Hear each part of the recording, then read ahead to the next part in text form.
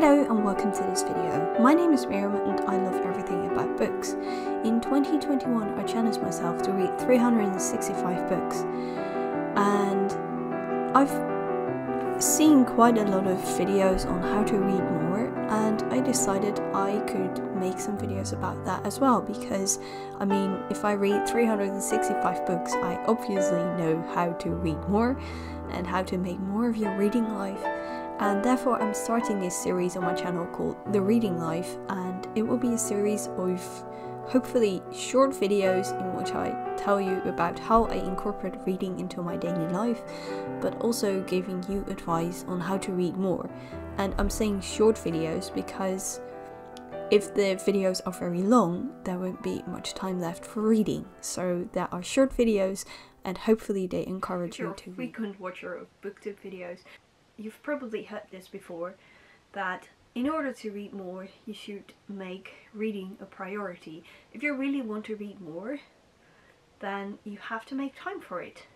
Obviously you want to read more, because otherwise you would not be watching this video, or you just watch all my videos, that's also possible. But how to make reading a priority? What are the steps you can take that reading becomes more important? How can you incorporate reading into your daily life? So I got 3 ways to do this. The first one is start out your day with reading. I used to do this, I don't do it anymore because I've got a different morning routine, but sometimes when I wake up early and my alarm has not gone off yet, then I will read a book. But anyway, you can like just set a timer for only 15 minutes, like it's the first thing you do when you wake up. Read, I don't know, I don't know what your reading speed is, but read a chapter, read a page, read, it also depends on the book, what the length of the chapter, but read for 15 minutes. That way you will start off your day a bit more relaxed. And that way hopefully it encourages you to pick up a book more throughout the day, because that's actually the second thing I'd like to say is read in the in-between moments. Like sometimes you have to wait when you go to the dentist, when you go to the doctor, when you go somewhere and you have to the easiest thing to do is grab your phone and watch your social media accounts. I mean, that's what I still do a lot. The last couple of weeks or months I try to read in that time. So some time ago I had to go to a doctor and had to sit in quite a lot of waiting rooms because there were all sort of things that needed to be done. I finished an entire book. Okay, that was a middle grade book, but still there's a lot of reading time in the in-between moment. So, and my last advice to make reading more a priority is have a reading night every once in a while.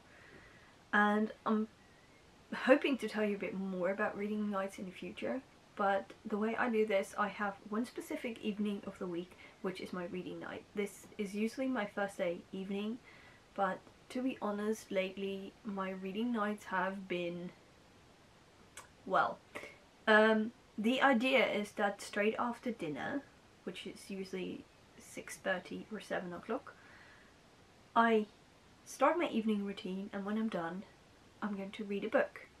But the last few weeks it does not really work, and I have to get back into the habit, because then I can read like for 3 or 4 hours straight. And I know not everyone has the concentration to do this, not everyone can focus that long on a book, but try to focus for an hour. So have a reading night where you go to bed a bit earlier than you're used to and spend that time reading. And if you fall asleep in bed, then